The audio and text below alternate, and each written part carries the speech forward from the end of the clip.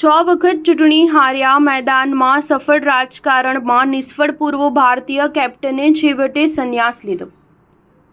ભારતીય ટીમના દિગ્ગજ ફૂટબોલર અને સિક્કિમના રાજકારણમાં પગ જમાવવાનો પ્રયાસ કરનારા બાઈચુંગ ભૂટિયાએ આખરે ચૂંટણી રાજકારણથી સંન્યાસની જાહેરાત કરી લીધી છે। મોટું એલાન કરતા બાઈચુંગે કહ્યું કે મને અહેસાસ થઈ ગયો છે કે હું રાજકારણ માટે નથી જન્મ્યો અને 2024ની ચૂંટણીના પરિણામો બાદ હવે આખરે હું રાજકારણ છોડી રહ્યો છું।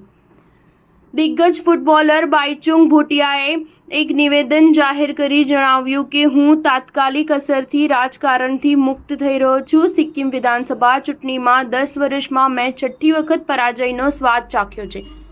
તાજેતરની લોકસભા ચૂંટણીમાં તેમણે સિક્કિમ ડેમોક્રેટિક પાર્ટી તરફથી બારફુંગ વિધાનસભા બેઠક પર ચૂંટણી લડી હતી। તેમને સિક્કિમ ક્રાંતિકારી મોરચાના ઉમેદવાર રિક્સલ દોરજી ભૂટિયાએ પરાજિત કર્યા। બાઈચુંગ આ ચૂંટણી પણ 4300 વોટના અંતરથી હારી ગયા। બાઈચુંગ ભૂટિયાએ 2018માં પોતાની હમરો સિક્કિમ પાર્ટી બનાવી હતી, પણ 2023માં તેમણે પાર્ટીનો SDFમાં વિલય કર્યો।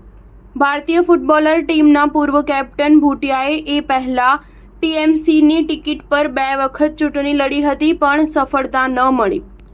તૃણમૂલ કોંગ્રેસે 2014ની લોકસભા ચૂંટણીમાં તેમને દાર્જિલિંગ અને 2016ની વિધાનસભા ચૂંટણીમાં સિલિગુડીથી ટિકિટ આપી હતી। બાઈચુંગ ભૂટિયાએ તેમના નિવેદનમાં જણાવ્યું હતું કે મને એક જ અફસોસ છે કે મને લાગ્યું કે મારી પાસે રમતગમત અને પર્યટનના વિકાસને લગતા સારા વિચારો છે, જેને હું તક મળતા અમલમાં લાવવા માંગતો હતો, પરંતુ કમનસીબે આવું ન થયું। મને ખાતરી છે કે આવું કરવા માટે વધુ સારા વિચારો ધરાવતા અન્ય લોકો હશે। સ્ટાર ન્યૂઝ 7 હંમેશા સચ્ચાઈની સાથે।